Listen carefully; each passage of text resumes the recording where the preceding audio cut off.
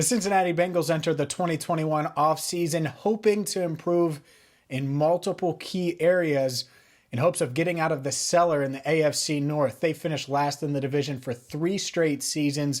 They've won just 6 games over the past 2 years with Zac Taylor at the helm. Zac is back.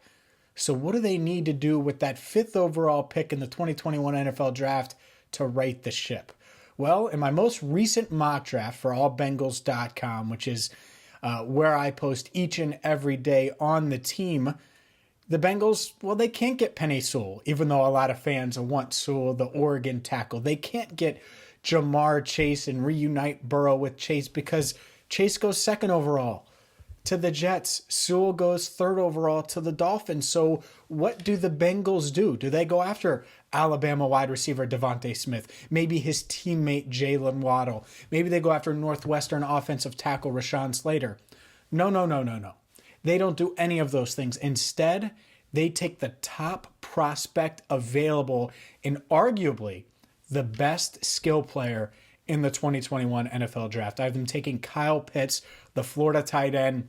This 20-year-old is money. He's one of the best tight end prospects we've seen in decades. And by decades, I mean decades. This isn't a guy that compares to O.J. Howard from a few years ago when the Bengals were looking at him with the 9th overall pick. This kid Pitts, 12 touchdowns in just 8 games, averaged nearly 18 yards per catch, was unguardable. And you look at Zac Taylor's offense, you look at a guy like Joe Burrow, Pitts could fit right in. You could move him all over from the slot, put him outside. He can beat man coverage. He can win against the zone. He is extremely talented. And he's only 20 years old. That's the thing with Pitts, is as athletic as he is at 6'6", 245, he can still gain some extra weight here as he gets ready to play in the NFL. But he is arguably the best skill player in this draft. There's no doubt in my mind that he could make an instant impact for this Cincinnati Bengals team. And part of you are saying, well, why the hell wouldn't they just go after a Rashawn Slater? Or why wouldn't they trade down and go get Christian Darrisaw? One, it's going to be hard to trade down in this draft. And this idea that 4 quarterbacks are going to go in the top 5 and all these teams are just going to move up and go crazy and give up picks like they're easy money and just like they don't care about them. I don't buy that narrative at all. It's one thing if you're giving up picks for proven commodities like the Rams. It's a whole nother thing if you're doing it for a rookie quarterback. So I don't buy that narrative. That's why the mock draft, the first 4, Trevor Lawrence, Jamar Chase, then Penei Sewell, then a quarterback in Zach Wilson, then the Bengals are on the clock. I have them taking Kyle Pitts.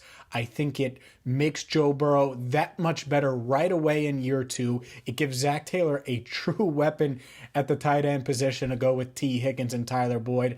And I get it. Some of you, and I was like this too, probably debating positional value. A tight end, 5th overall. Come on, James. What are you talking about? Well, look at the couple tight ends or the past couple tight ends that have played in the Super Bowl, whether it's Rob Gronkowski, Travis Kelce, obviously. The list goes on and on and on of great tight ends that have made an impact in this league. And Kyle Pitts looks to be that type of player. A lot of analysts have compared him to Darren Waller of the Raiders.